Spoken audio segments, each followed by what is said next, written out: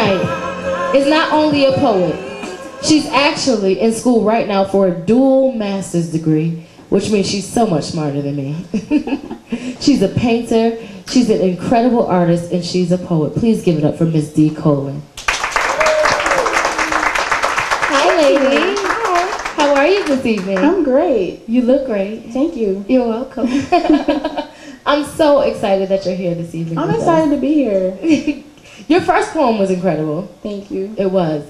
And a lot of the things that we've noticed is most of your poetry is, or at least most of the poetry that I've heard is about Haiti. Yeah. So can you please explain to us, why do you focus your poetry on Haiti, and why is it so important to you?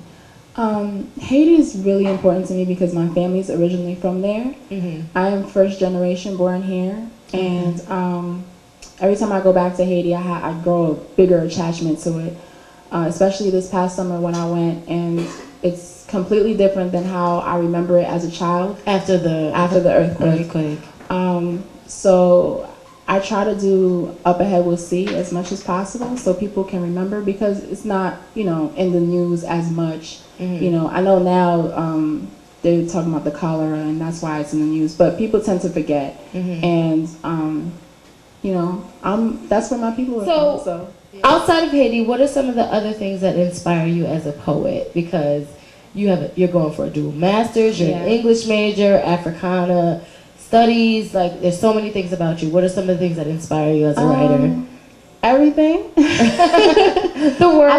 I think you can write a poem about anything in life, but I ride the bus everywhere. And so I find a lot of different interesting characters on the bus. Because you go to the University of Albany. Yes. So you're like on the subway, on the bus all the time. I'm on the bus every day. Every day. And crazy things happen on the bus. Interesting things happen on the bus. Sometimes people don't do anything on the bus, and I'm just intrigued by what they look like, or how tired they look, or what they look, or whatever it is. So I tend to write poems about people on the bus. I write poems about black women because I'm a black woman. And whatever else inspires me, whatever hits me. I write about love. Yeah. Love, hate. There's a thin line between love and hate. Yeah, I write a lot of hate one poems. hate poem, but I try to keep the love going. Love going. Yeah, that's nice. She's a good girl. I write a lot about hate. All the people I hate, people I want to hate, people I'm gonna hate. You're an artist because you sketch, you paint. I sketch. I've been doing sketching since I was little. And I just recently got into painting a couple years ago because I wanted to change it up a little bit and get into painting. So I've been doing that, and I kind of trained myself, not really like trained in a class or anything like that. I do it myself. Natural raw talent. Yeah. So like you hand paint things. Yes. I hand paint vases. Vases? Yes, I started that a couple years ago too. Okay. I don't know, I got this urge to do something different, so I started getting vases that have nothing on them. And a woman that my mother works for gave me a whole bunch of them. So I went out and bought paint for glass, and I paint on vases and I sell them when I can. Wow. Yeah. All right, so if you guys are interested in some handcrafted pieces, make sure you hit up Miss D Colin at the end of the show, because I'm sure your work is beautiful. I'm actually upset that you didn't bring anything. I should have brought something. I mean, this is Poet's Corner, all right? Right? Poetry is everything. I have pictures of them on Facebook if people want to go. Is this Facebook? Next time we want some paintings for Poet's Corner. Okay. Well, that gives me a reason to come back. Exactly. Definitely will call you back. So basically, you're a painter, you're a poet, you're a student, you're a woman. Yes. You're also just D Colin.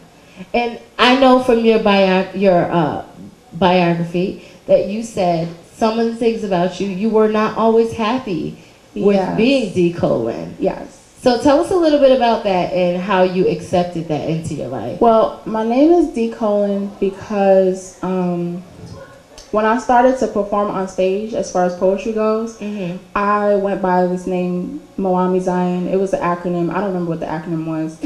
but it was, you know, something nice and flashy or whatever. And then I kind of let that go, and then I wanted to go by D Truth. And I thought about it, and I was like, why do I need to have a persona to do poetry when you can be yourself? When I can be myself. And Colin is my middle name.